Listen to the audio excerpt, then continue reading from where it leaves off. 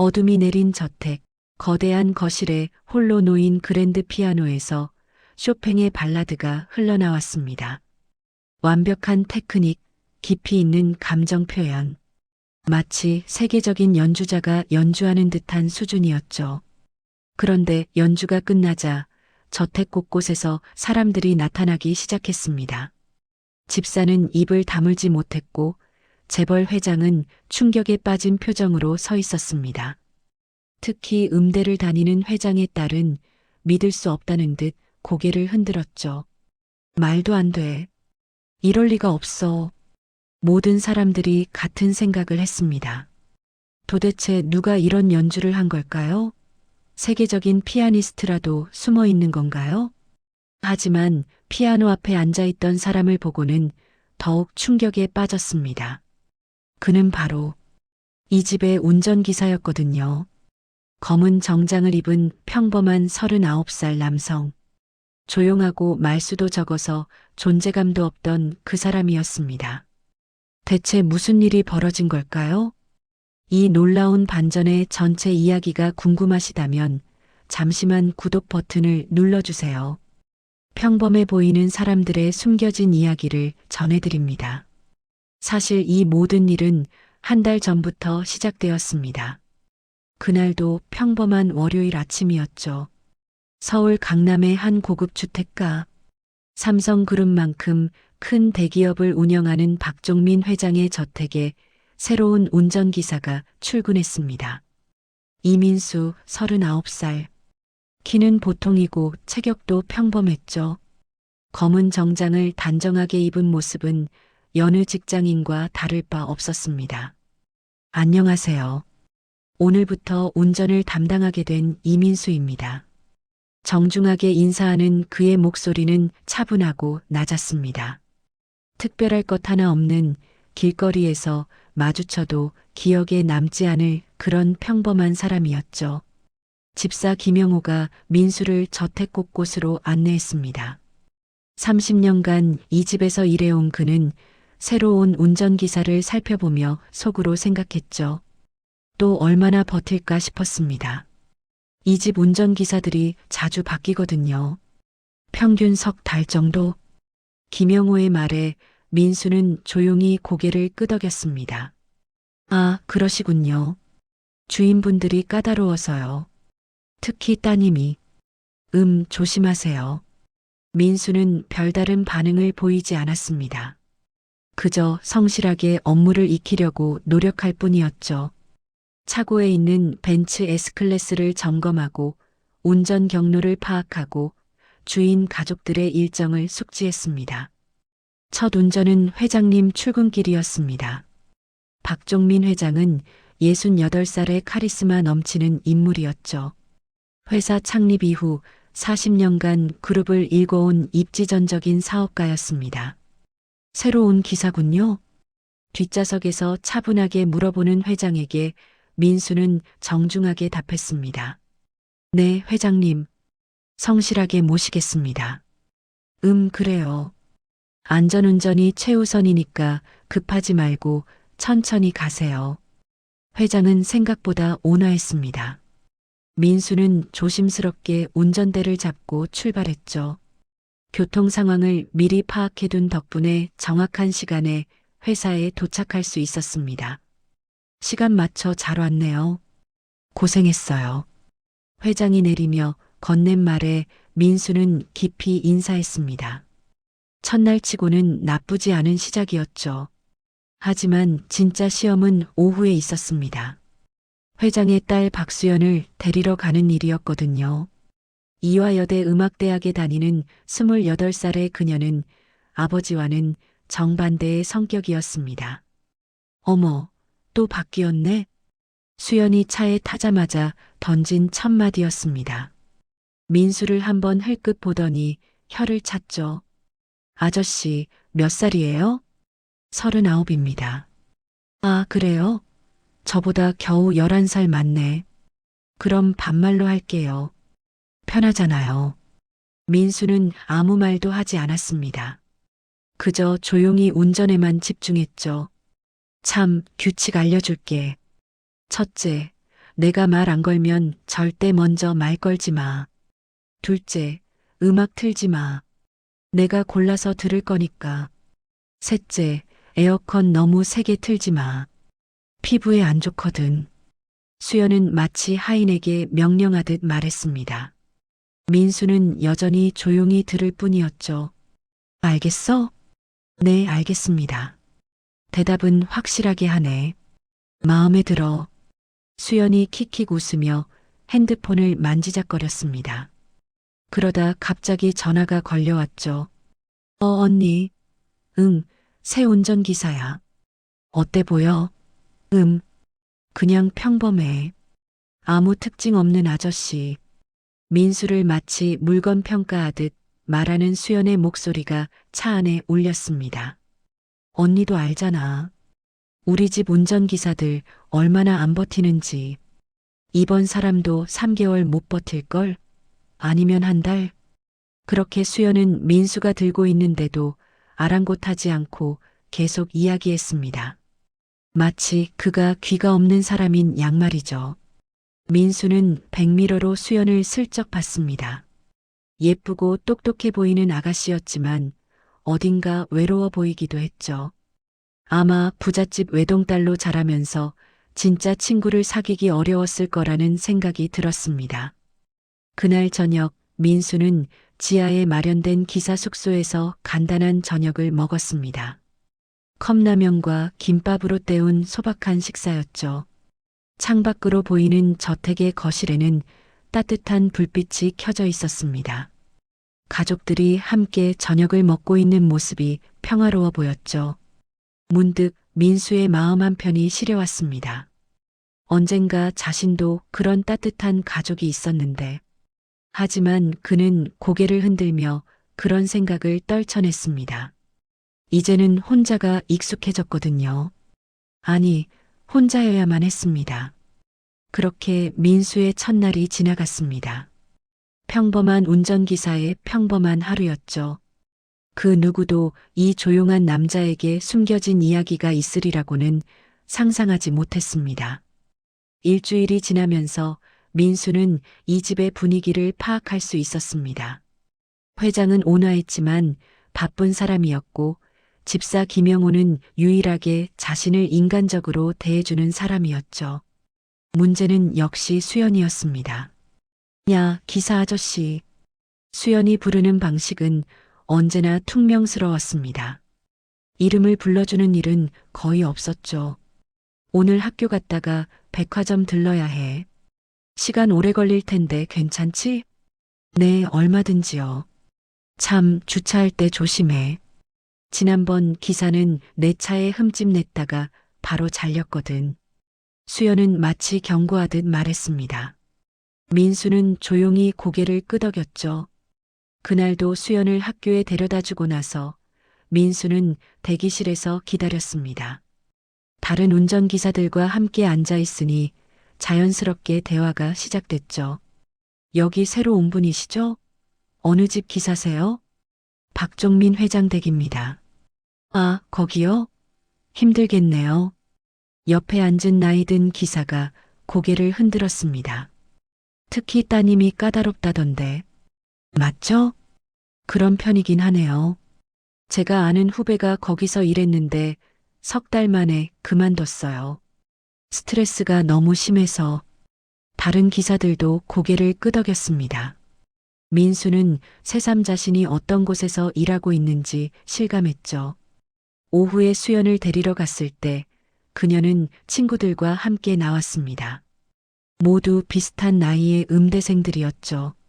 수연아, 이분이 너희 집세 기사분이야? 응, 그냥 평범한 아저씨야. 그래도 젊어 보이네. 이전 기사보다 훨씬 낫잖아. 뭐가 나? 다 똑같아.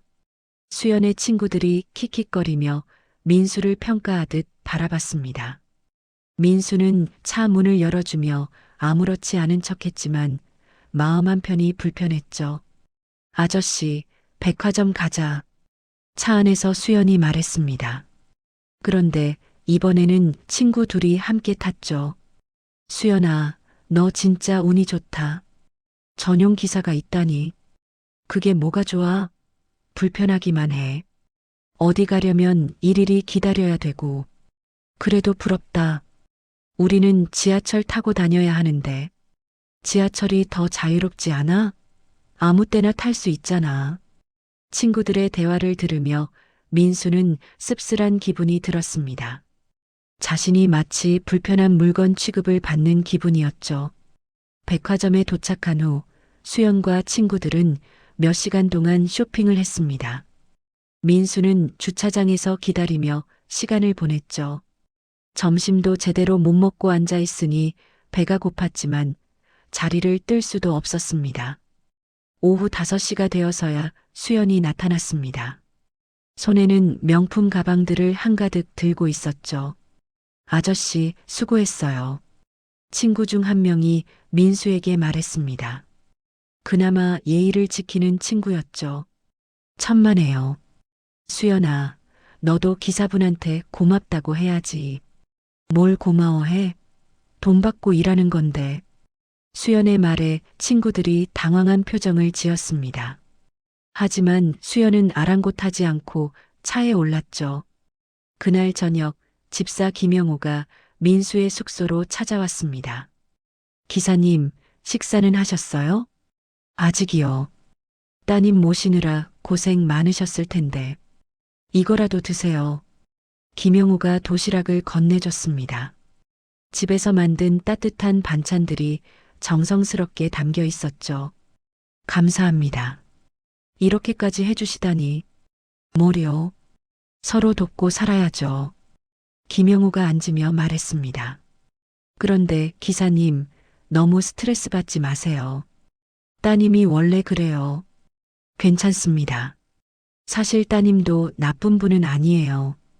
그냥 어려서부터 그렇게 자라신 거라. 김영호의 말에서 안타까움이 묻어났습니다. 혼자 자라서 외로우신 것 같아요. 친구들도 진짜 친구라기보다는 아, 그러시군요. 회장님도 바쁘시니까 자주 못 보시고 어머님은 일찍 돌아가셔서 어린 나이에 혼자 컸거든요. 민수는 고개를 끄덕였습니다. 그제서야 수연의 행동이 조금 이해가 되었죠. 사랑받지 못해서 더 차갑게 행동하는 건지도 모른다는 생각이 들었습니다. 그래도 참으시기 힘들면 언제든 말씀하세요. 다른 자리를 알아봐 드릴 수도 있으니까. 아니에요. 괜찮습니다. 민수는 담담하게 답했습니다.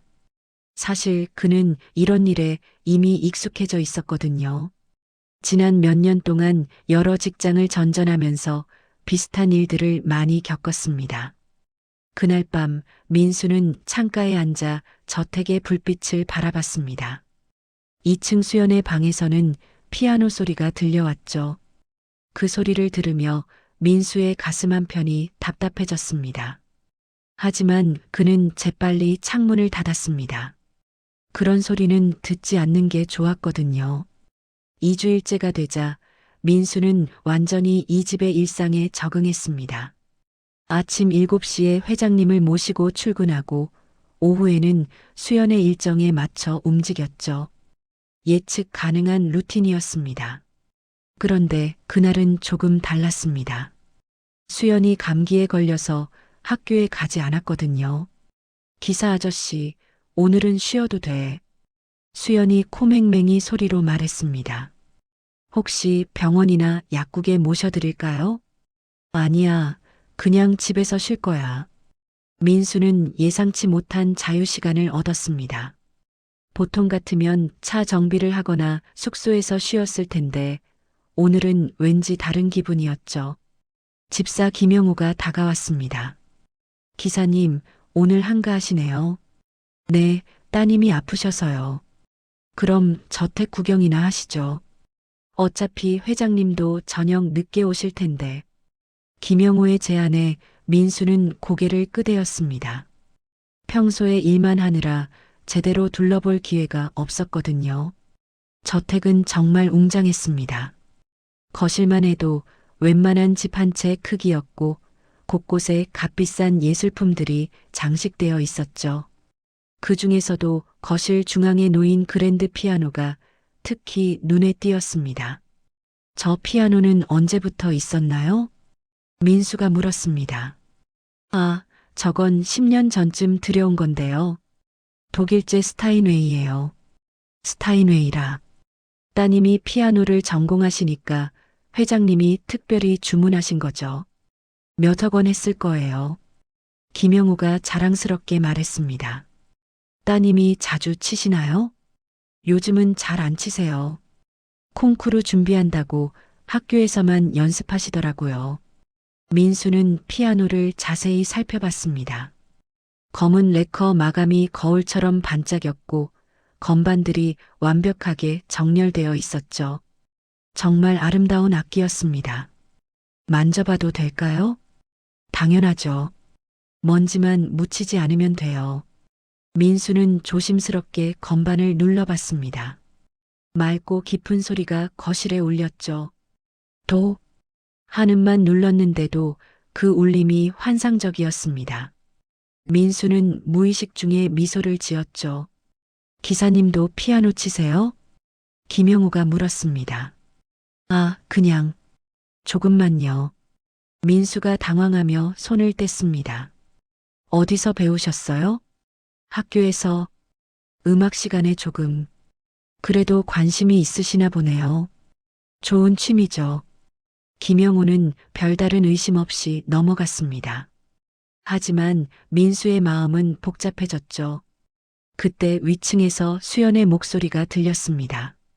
김 집사님, 물 좀 갖다 주세요. 네, 따님. 바로 갖다 드릴게요. 김영우가 급히 올라가자 거실에는 민수 혼자 남았습니다. 고요한 공간에서 피아노만이 그를 바라보고 있었죠. 민수는 다시 한번 건반에 손을 올렸습니다. 이번에는 간단한 멜로디를 연주해 봤죠. F와 얼리스의 첫 부분이었습니다. 아름다운 선율이 거실에 흘렀습니다. 민수의 손놀림은 생각보다 자연스러웠고 음악도 깔끔하게 나왔죠. 하지만 곧 그는 연주를 멈췄습니다. 누군가 들을까봐 걱정이 되었거든요. 이러면 안 되는데. 민수는 속으로 중얼거리며 피아노에서 손을 뗐습니다. 그리고 재빨리 거실을 벗어났죠. 그날 저녁 회장이 돌아왔을 때 김영우가 보고했습니다.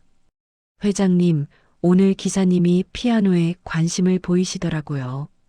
피아노에? 네, 조금 칠 줄 안다고 하셨어요. 회장은 잠시 생각에 잠겼습니다. 그래요?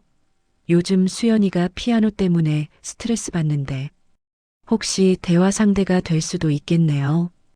그럴 수도 있겠네요. 하지만 수연의 생각은 달랐습니다. 김영우가 같은 이야기를 전해주자 그녀는 코웃음을 쳤죠. 운전기사가 피아노를 쳐? 말도 안 돼. 따님, 취미로 치는 사람들도 많아요. 김 집사님, 취미로 치는 것과 전공하는 건 차원이 달라요. 저한테 피아노 이야기하려면 최소한 전공자 수준은 되어야죠. 수연은 여전히 우월감에 가득 차 있었습니다. 그냥 내 피아노 함부로 만지지 말라고 전해주세요. 그날 밤 민수는 침대에 누워 천장을 바라봤습니다. 오늘 피아노를 만진 것이 실수였나 하는 생각이 들었죠. 하지만 그 짧은 순간의 연주가 주는 느낌을 완전히 지울 수는 없었습니다. 오랫동안 잊고 있던 감정이 조금씩 되살아나는 것 같았거든요. 창밖으로 보이는 거실의 피아노가 달빛에 은은하게 빛나고 있었습니다. 마치 민수를 부르는 것처럼 말이죠. 안 돼. 그러면 안 돼. 민수는 고개를 흔들며 눈을 감았습니다. 하지만 쉽게 잠들 수 없었죠. 머릿속에서 피아노 선율이 계속 맴돌았거든요. 며칠 후 수연에게 큰일이 생겼습니다. 한 달 후에 열리는 국제 청년 피아니스트 콩쿠르에 출전하기로 했는데 갑자기 연습실을 사용할 수 없게 된 것이었죠. 김 집사님, 이거 어떻게 해요? 학교 연습실은 예약이 꽉 찼고 개인 연습실은 너무 비싸고 수연이 초조해하며 말했습니다. 집에서 연습하시면 안 될까요? 좋은 피아노가 있잖아요. 집에서는 집중이 안 돼요. 너무 편안해서. 수연이 짜증을 냈습니다. 그런데 마침 민수가 차 열쇠를 가지러 들어왔죠. 기사 아저씨. 수연이 갑자기 민수를 불렀습니다. 네. 아저씨가 피아노 친다면서요? 민수는 당황했습니다. 김영우가 말한 모양이었죠. 아, 조금만요. 얼마나 조금인데요? 동요 정도? 아니면 체르니? 잘은 모르겠고, 그냥 들어본 곡들을. 수연이 코웃음을 쳤습니다. 그럼 한번 쳐보세요. 제가 듣고 평가해 드릴게요. 아니에요, 그럴 실력이. 왜요? 부끄러워요? 아니면 사실 못 치는 거예요? 수연의 도발적인 말투에 민수는 조금 당황했습니다. 하지만 여전히 거절했죠. 정말 아무것도 모릅니다. 에이, 그럼 왜 김 집사님한테 친다고 했어요? 이때 회장이 들어왔습니다. 무슨 일이야? 아빠, 기사 아저씨가 피아노 친다고 해서 한번 들어보려고 했는데 안 친대요. 회장은 흥미로운 표정으로 민수를 봤습니다. 그래요? 기사님이 피아노를 치신다고요? 아닙니다, 회장님. 정말 아무것도. 한 곡 정도 부탁드려도 될까요? 수연이가 요즘 스트레스가 많아서. 회장의 부탁에 민수는 더욱 곤란해졌습니다. 거절하기도 어렵고 응하기도 어려운 상황이었죠. 정말 부끄러울 정도로만 칩니다. 괜찮아요. 편하게 하세요. 민수는 어쩔 수 없이 피아노 앞에 앉았습니다. 수연과 회장, 그리고 김영우까지 모두 그를 지켜보고 있었죠. 손이 살짝 떨렸습니다. 오랫동안 남 앞에서 연주하지 않았거든요. 민수는 심호흡을 하고 건반에 손을 올렸습니다. 그리고 조심스럽게 연주를 시작했죠. 쇼팽의 즉흥 환상곡 첫 부분이었습니다. 하지만 일부러 어설프게 마치 아마추어가 연주하는 것처럼 했죠. 그래도 기본기는 숨길 수 없었습니다. 손가락의 독립성이나 터치감에서 평범한 취미생과는 다른 면이 보였거든요. 수연이 미간을 찌푸렸습니다. 잠깐만요. 수연이 연주를 멈추게 했습니다. 지금 뭘 친 거예요? 쇼팽? 즉흥 환상곡이요. 즉흥 환상곡을 취미로 쳐요? 그것도 안 보러? 수연의 목소리에 의심이 섞였습니다. 즉흥 환상곡은 상급 자용곡이었거든요. 인터넷에서 배웠어요. 인터넷에서 즉흥 환상곡을? 말이 안 되는데요. 수연이 날카롭게 따졌습니다. 다시 쳐보세요. 처음부터 끝까지. 민수는 땀이 났습니다. 이미 들켜버린 것 같았죠. 정말 어설프게만 압니다. 그럼 어설프게라도 쳐보세요. 어쩔 수 없이 민수는 다시 연주를 시작했습니다. 이번에도 실수를 일부러 섞어가며 아마추어스럽게 연주했죠. 하지만 회장의 눈은 예리했습니다. 젊은 시절 피아노를 배웠던 그는 민수의 연주에서 뭔가 다른 점을 느꼈거든요. 기사님, 어디서 배우셨다고 하셨죠? 그냥 독학으로 즉흥 환상곡을? 회장의 질문에 민수는 더욱 당황했습니다. 사실은 예전에 학원에서 조금 배웠습니다.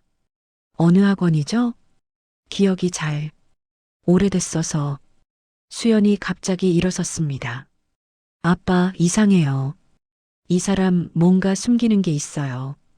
수연아, 그렇게 말하면. 아니에요. 분명히 뭔가 있어요. 손가락 모양이나 자세가 그냥 취미로 치는 사람 같지 않다고요. 수연의 지적에 회장도 관심을 보였습니다. 기사님, 혹시 음악을 전공하신 적이 있나요? 아닙니다. 정말 아닙니다. 민수는 필사적으로 부인했습니다. 그럼 한 곡 더 들어볼까요? 이번에는 제가 곡을 정해드릴게요. 수연이 악보집을 가져왔습니다. 이 곡 쳐보세요. 모차르트 소나타 K 331 1악장이에요. 민수는 악보를 봤습니다. 너무나 익숙한 곡이었죠. 하지만 모르는 척해야 했습니다. 악보를 못 읽어서. 악보도 못 읽어요? 그럼 어떻게 즉흥 환상곡을 쳤던 거죠? 수연이 의심스러운 눈으로 물었습니다. 들어서, 외워서, 그럼 이 곡도 들어보신 적 있을 거예요. 유명한 곡이니까. 민수는 더 이상 피할 수 없다는 것을 깨달았습니다. 하지만 여전히 진실을 말할 수는 없었죠. 그날 밤 민수는 잠을 이루지 못했습니다. 오늘 일로 인해 자신의 정체가 들킬까봐 걱정이 되었거든요. 동시에 오랫동안 봉인해뒀던 기억들이 되살아나기 시작했습니다. 다음 날 저녁 민수는 모든 일정이 끝나고 혼자 거실을 청소하고 있었습니다. 회장은 늦은 회의가 있어 밤늦게 들어올 예정이었고 수연은 친구와 외출 중이었죠. 조용한 저택에서 민수는 피아노 주변을 닦으며 어제 일을 떠올렸습니다. 자신이 너무 방심했다는 생각이 들었죠. 그런데 갑자기 현관문이 열리는 소리가 들렸습니다. 수연이 예상보다 일찍 돌아온 것이었죠. 언니, 정말 짜증나. 왜 나만 실력이 늘지 않는 거야? 수연이 전화 통화를 하며 들어왔습니다. 다른 애들은 다 잘하는데 나만. 특히 그 송혜진이라는 애. 걔는 진짜 천재 같아. 민수는 들키지 않으려고 조용히 청소를 계속했습니다. 콩쿠르까지 한 달밖에 안 남았는데 이러다가 떨어지면 어떡해? 아빠한테 뭐라고 말하지? 수연의 목소리에서 불안감이 묻어났습니다.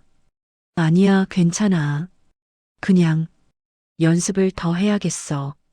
전화를 끊은 수연은 한숨을 쉬며 피아노 앞에 앉았습니다. 그리고 콩쿠르 곡인 라흐마니노프 피아노 협주곡 2번을 연주하기 시작했죠. 하지만 연주는 매끄럽지 않았습니다. 기술적으로는 완성도가 높았지만 감정 표현이 부족했고 곳곳에서 실수가 났죠. 민수는 청소를 멈추고 그녀의 연주를 들었습니다. 음악을 사랑하는 사람으로서 안타까운 마음이 들었거든요. 수연이 같은 부분에서 계속 실수하자 결국 화를 내며 건반을 쳤습니다. 아, 진짜 짜증나. 그때 민수가 조심스럽게 말했습니다. 따님. 뭐요? 수연이 화난 얼굴로 돌아봤습니다. 혹시 도움이 될까 해서요. 도움? 아저씨가 나한테 도움을 준다고요? 그 부분에서 계속 실수가 나는 건 손가락 번호 때문인 것 같아요. 수연이 눈을 크게 떴습니다. 손가락 번호를 알아요? 민수는 자신이 실수했다는 것을 깨달았지만 이미 늦었습니다. 조금만 봐서요. 그럼 어떻게 하라는 거죠? 민수는 망설였습니다. 하지만 수연의 절망적인 표정을 보니 도와주고 싶었죠. 혹시 잠깐만 보여드려도 될까요? 뭐요? 그 부분을 다른 방법으로. 수연은 반신반의하며 자리를 비켜줬습니다. 민수가 피아노 앞에 앉았습니다. 이번에는 망설임이 없었죠.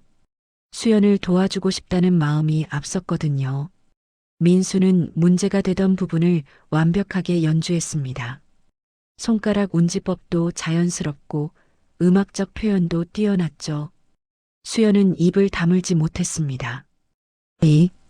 이게 뭐죠? 손가락을 이렇게 바꾸시면 더 쉬워질 거예요. 아저씨가 지금 뭘 한 거죠? 민수는 자신이 너무 많이 드러냈다는 것을 깨달았습니다. 죄송합니다. 제가 너무 나섰네요. 잠깐만요. 처음부터 다시 쳐보세요. 아니에요, 그만. 아니에요. 처음부터 끝까지 쳐보세요. 수연의 강한 요구에 민수는 어쩔 수 없이 라흐마니노프 협주곡을 연주하기 시작했습니다. 이번에는 숨기지 않았습니다. 완벽한 테크닉과 깊이 있는 감정 표현으로 연주했죠. 거실에 울려 퍼지는 음악은 마치 콘서트홀에서 듣는 것 같았습니다. 민수의 손가락은 건반 위에서 춤을 추듯 움직였고 음악은 듣는 사람의 마음을 사로잡았죠. 수연은 충격에 빠져 그 자리에 서 있을 수밖에 없었습니다. 연주가 끝나자 박수 소리가 들렸습니다. 회장이 언제 들어왔는지 현관에 서서 감탄하며 박수를 치고 있었거든요. 놀랍습니다. 정말 놀라워요. 회장이 다가오며 말했습니다. 기사님이 이런 실력을 가지고 계셨다니.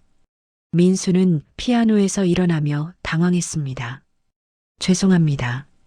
제가 함부로. 아니에요. 사과할 일이 아니에요. 회장의 눈빛이 진지해졌습니다.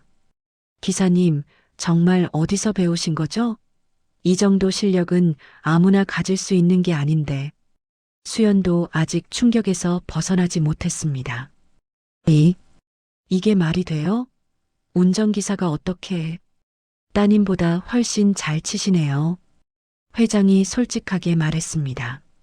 수연의 얼굴이 빨갛게 달아올랐습니다. 자존심이 상했죠. 말도 안 돼. 이럴 리가 없어. 수연이 소리치며 2층으로 뛰어 올라갔습니다. 회장과 민수만 거실에 남았습니다. 기사님, 솔직히 말씀해 주세요. 정말 누구신가요? 회장의 질문에 민수는 고개를 숙였습니다. 죄송합니다. 사과할 일이 아니라고 했잖아요. 다만 궁금할 뿐이에요. 민수는 오랫동안 침묵했습니다. 이제 더 이상 숨길 수 없다는 것을 알았거든요. 과거에 음악을 했었습니다. 역시 그랬군요. 어느 정도까지? 대학까지 전공했습니다. 회장이 고개를 끄덕였습니다. 그럼 왜 운전기사를 하시는 거죠? 이런 실력이면. 민수의 표정이 어두워졌습니다. 이유가 있습니다. 더 이상은. 회장은 민수의 표정을 보고 더 묻지 않았습니다. 분명 아픈 사연이 있을 거라고 짐작했거든요. 다음 날 회장은 사무실에서 뭔가를 열심히 찾고 있었습니다. 비서에게 특별한 조사를 부탁했거든요. 이민수라는 피아니스트, 혹시 기억나는 게 있나? 이민수요? 잠깐만요. 비서가 인터넷을 검색했습니다. 회장님, 이분 아닌가요? 컴퓨터 화면에 민수의 과거 사진이 떴습니다. 10여 년 전, 훨씬 젊고 희망에 찬 모습이었죠. 국립심포니 오케스트라 수석 피아니스트, 줄리어드 음대 졸업, 차이콥스키 국제 콩쿠르 2위. 회장은 믿을 수 없다는 표정으로 기사를 읽었습니다. 이 사람이 우리 집 기사라고? 더 검색해보니 더욱 놀라운 사실들이 나왔습니다. 민수는 한국을 대표하는 피아니스트 중 한 명이었거든요. 그런데 회장님, 이상한 게 있어요. 뭐가? 2010년 이후로는 기사가 전혀 없어요. 마치 갑자기 사라진 것처럼. 회장이 더 자세히 찾아보라고 했습니다. 그리고 곧 충격적인 기사를 발견했죠. 피아니스트 이민수 씨 가족 교통사고로 사망. 아내와 7살 딸. 회장의 얼굴이 굳어졌습니다. 이제 모든 것이 이해되었거든요. 그날 저녁 회장은 민수를 서재로 불렀습니다.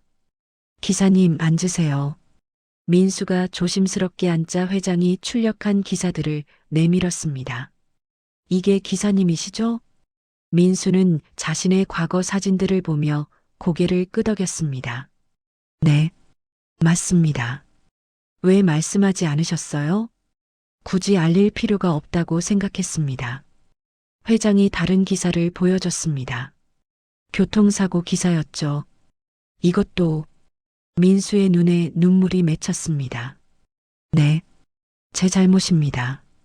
잘못이라니요? 제가 운전을 했어야 했는데 그날 연주회 때문에 피곤하다고 아내한테 운전을 맡겼거든요. 민수의 목소리가 떨렸습니다. 만약 제가 운전했다면 아내와 딸이 죽지 않았을 텐데. 회장은 아무 말도 할 수 없었습니다. 그 이후로 피아노를 칠 수가 없었어요. 피아노만 보면 그날이 생각나서.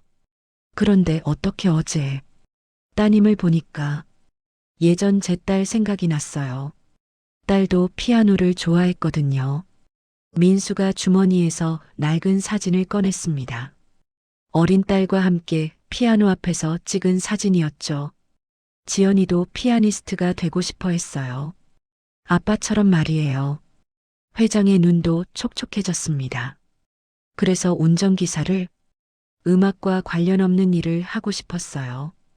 그래야 잊을 수 있을 것 같아서. 하지만 결국 피아노가 있는 집에 오셨네요. 민수가 쓸쓸하게 웃었습니다. 아이러니하죠. 피하려고 했는데.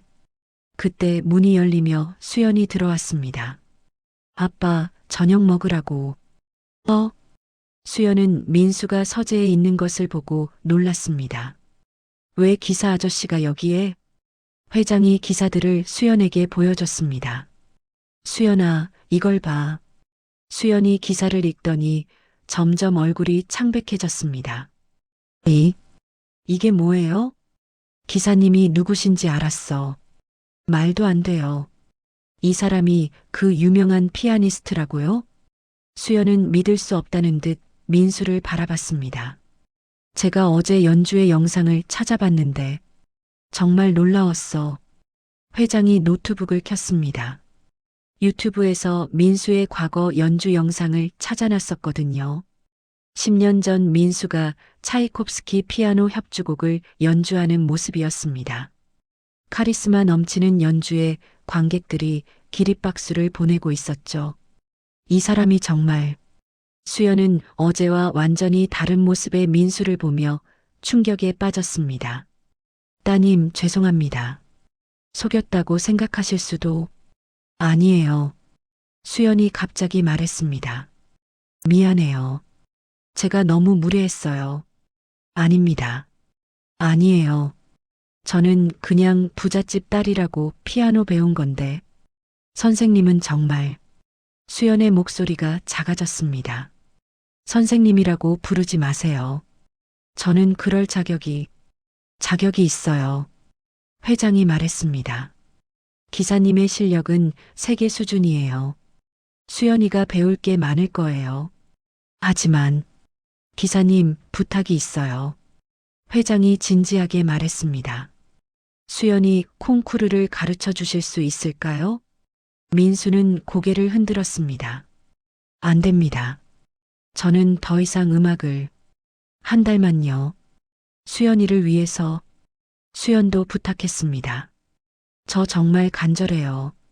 이번 콩쿠르가 마지막 기회거든요. 민수는 망설였습니다. 음악을 다시 한다는 것은 아픈 기억을 되살리는 일이었거든요. 하지만 수연의 간절한 눈빛을 보니 거절할 수 없었습니다. 정말 한 달만이죠? 네, 감사합니다. 수연이 기뻐하며 말했습니다. 그렇게 민수는 다시 피아노 앞에 서게 되었습니다. 하지만 이번에는 운전기사가 아닌 스승으로서 말이죠. 일주일 후 민수는 수연에게 피아노를 가르치고 있었습니다. 처음에는 어색했지만 점차 자연스러워졌죠. 선생님, 이 부분에서 계속 막혀요.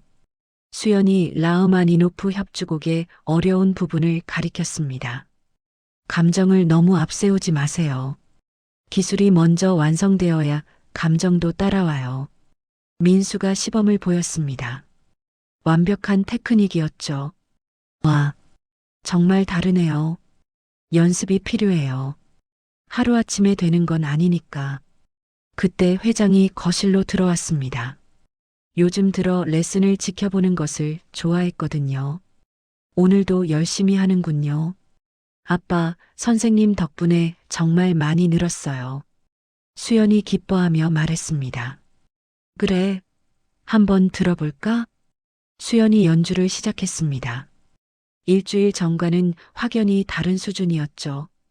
민수의 지도 덕분에 기술적인 완성도가 높아졌습니다. 연주가 끝나자 회장이 박수를 쳤습니다. 정말 많이 늘었네. 기사님 덕분이야. 아닙니다.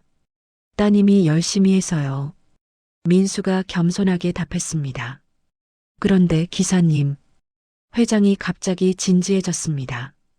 혹시 시간 있을 때 저와 이야기할 수 있을까요? 무슨 이야기요? 음악에 관한 얘기요. 수연이 눈치를 채고 자리를 떴습니다. 아빠, 저는 방에서 연습할게요. 둘만 남자 회장이 소파에 앉으며 말했습니다. 기사님, 사실 저도 음악과 인연이 있어요. 그러세요? 어릴 때 피아노를 배웠거든요. 꽤 진지하게. 회장이 멀리 바라보며 말했습니다. 음대에 가고 싶었어요. 피아니스트가 되는 게 꿈이었죠. 민수는 의외라는 표정이었습니다. 그런데 아버지가 반대하셨어요. 사업을 물려받아야 한다면서. 18살 때까지 싸웠어요. 아버지와 매일 같이 싸웠죠. 회장의 목소리에 아쉬움이 묻어났습니다. 그런데 결국 포기했어요. 가족의 기대와 책임감 때문에 힘드셨을 것 같아요. 지금도 가끔 생각해요. 만약 그때 음악을 계속했다면 어땠을까 하고. 회장이 피아노를 바라봤습니다. 수연이 피아노를 배운다고 했을 때 그렇게 기뻤던 이유도 그거예요. 제가 못한 일을 딸이 해주는 것 같아서. 그래서 따님에게 기대가 크셨군요. 네, 너무 컸나 봐요. 그게 수연이한테는 부담이었을 텐데. 회장이 한숨을 쉬었습니다. 사실 제가 기사님을 부러워해요. 저를요? 음악을 업으로 삼으셨잖아요. 제가 꿈꾸던 길을 가신 거죠. 민수는 복잡한 마음이 들었습니다. 하지만 지금도 늦지 않았어요. 기사님의 연주를 들으니 확신해요. 회장이 일어나서 책장에서 뭔가를 꺼냈습니다. 오래된 악보였죠. 이거 보세요. 쇼팽 발라드 1번. 제가 가장 좋아했던 곡이에요. 18살 때까지 매일 연습했죠. 회장이 악보를 펼쳤습니다. 곳곳에 연필로 쓴 메모들이 있었죠. 한번 쳐주실 수 있을까요? 이 곡을요? 네, 제 마지막 연주 같은 거예요. 민수는 망설였습니다. 하지만 회장의 간절한 눈빛을 보고 고개를 끄덕였죠.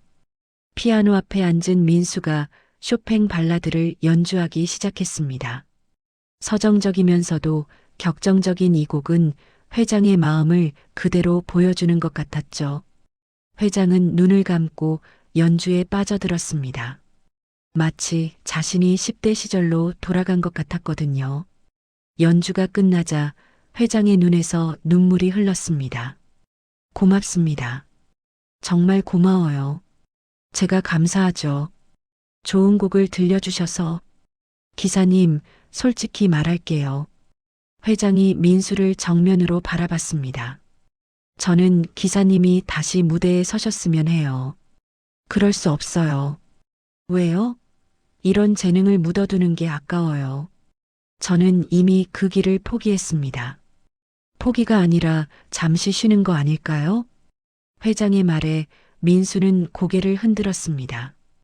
회장님은 사업으로 성공하셨잖아요. 음악이 아니어도 훌륭하게 살 수 있다는 걸 보여주신 거죠. 하지만 제 마음 한편에는 항상 아쉬움이 남아 있어요. 회장이 창밖을 바라보며 말했습니다. 기사님은 그런 아쉬움을 남기지 마세요. 아직 늦지 않았어요. 그때 수연이 계단에서 내려왔습니다. 듣고 있었던 모양이었죠. 아빠, 수연아, 저 몰랐어요. 아빠가 그런 꿈이 있었는지. 수연이 아버지에게 다가왔습니다. 미안해요. 저 때문에 부담 주려던 게 아니었는데. 아니야, 아빠가 미안해. 너무 강요한 것 같아서. 부녀가 서로를 이해하는 순간이었습니다. 민수는 그 모습을 보며 자신의 딸을 떠올렸습니다. 만약 지연이가 살아있다면 수연이만한 나이가 되었을 텐데. 선생님도 다시 시작하세요. 수연이 민수에게 말했습니다. 저처럼 늦은 건 없어요. 선생님은 아직 젊으시잖아요. 민수는 두 사람의 말을 들으며 마음이 흔들렸습니다. 정말 다시 시작할 수 있을까요? 콩쿠르 당일이 다가왔습니다. 한 달 동안의 레슨 덕분에 수연의 실력은 눈에 띄게 늘어났죠. 선생님, 긴장돼요. 수연이 콘서트홀 대기실에서 말했습니다. 괜찮아요. 지금까지 연습한 대로만 하면 돼요. 민수가 따뜻하게 격려했습니다. 정말 선생님 만나서 행운이었어요. 저야말로요. 따님 덕분에 다시 음악을 할 수 있게 됐잖아요. 회장도 함께 왔습니다. 딸의 연주를 직접 보고 싶었거든요. 수연아, 결과는 중요하지 않아. 내가 최선을 다하는 모습만 봐도 아빠는 기뻐. 고마워요, 아빠. 수연의 차례가 되었습니다. 무대에 오른 그녀는 깊은 숨을 쉬고 연주를 시작했죠. 라흐마니노프 피아노 협주곡 2번. 한 달 전과는 완전히 다른 연주였습니다. 기술적으로 완벽했을 뿐만 아니라 감정 표현도 깊어졌죠. 객석에서 듣고 있던 민수는 감격했습니다. 제자가 이렇게 멋진 연주를 하다니. 회장도 눈물을 흘리며 딸의 연주를 들었습니다. 자신이 이루지 못한 꿈을 딸이 대신 이뤄주는 것 같았거든요. 연주가 끝나자 객석에서 큰 박수가 터져 나왔습니다. 수연은 무대에서 민수를 찾아 깊이 인사했죠. 결과 발표에서 수연은 3등상을 받았습니다. 처음 입상하는 거였죠. 선생님, 해냈어요. 수연이 트로피를 들고 뛰어왔습니다. 축하해요. 정말 잘했어요. 선생님 덕분이에요. 회장도 다가와서 민수에게 감사의 인사를 했습니다. 기사님, 정말 고맙습니다. 수연이가 이렇게 기뻐하는 모습은 처음 봐요. 그날 저녁 집에서 축하 파티가 열렸습니다. 김영호도 함께 자리했죠. 기사님, 이제 어떻게 하실 거예요? 회장이 물었습니다. 글쎄요. 아직 확실하지 않아요. 제 제안이 있어요. 회장이 진지하게 말했습니다. 저희 그룹에서 문화재단을 운영하고 있거든요. 거기서 음악 감독을 맡아주시면 어떨까요? 민수는 놀랐습니다. 저 같은 사람이 자격이 충분해요. 아니, 넘쳐요. 수연도 거들었습니다. 선생님, 저도 계속 배우고 싶어요. 민수는 오랫동안 생각했습니다. 정말 다시 시작할 수 있을까요? 그때 주머니에서 딸의 사진을 꺼냈습니다. 피아노 앞에서 웃고 있는 지연이의 모습이었죠. 지연아, 아빠가 다시 시작해도 될까? 마음속으로 딸에게 물어봤습니다. 그러자 따뜻한 바람이 불어오는 것 같았죠. 좋을 것 같아요. 민수가 조용히 말했습니다. 정말요? 네, 다시 시작해 보겠습니다. 모두가 기뻐했습니다. 특히 수연은 뛸 듯이 좋아했죠. 그럼 이제 운전기사 그만두시는 거예요? 당분간은 같이 하려고요. 회장님 모시는 것도 좋고 따님 레슨도 계속하고 싶어서요. 회장이 웃으며 말했습니다. 그럼 세계에서 가장 고급 운전기사네요. 모두가 웃었습니다. 며칠 후 민수는 아내와 딸의 묘소를 찾았습니다. 여보, 지연아. 아빠가 이제 괜찮아졌어. 묘비 앞에 앉아 조용히 말했습니다. 처음에는 너희들을 잃은 게 내 잘못이라고 생각했어. 그래서 음악도 그만두고 숨어 살았지. 바람이 나뭇잎을 흔들었습니다.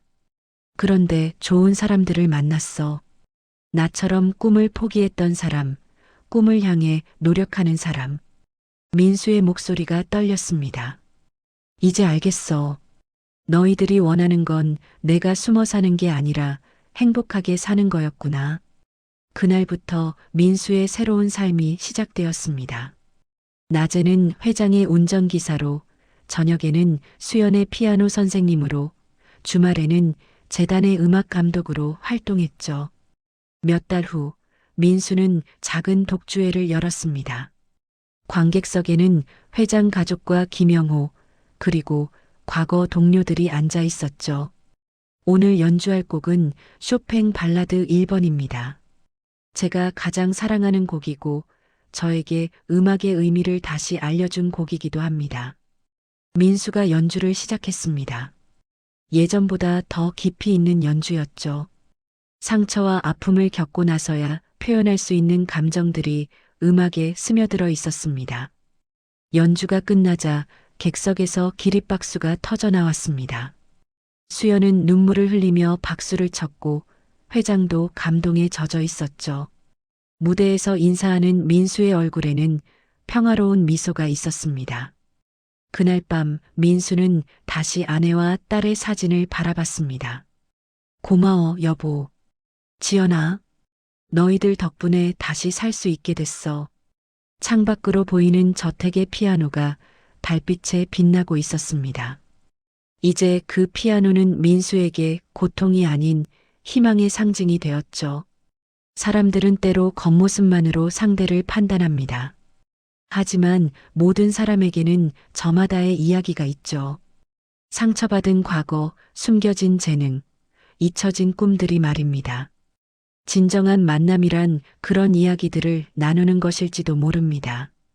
서로의 아픔을 이해하고 꿈을 응원하며 함께 새로운 시작을 하는 것 말이에요. 민수의 이야기는 우리에게 묻습니다. 당신에게도 다시 시작할 수 있는 용기가 있는지를.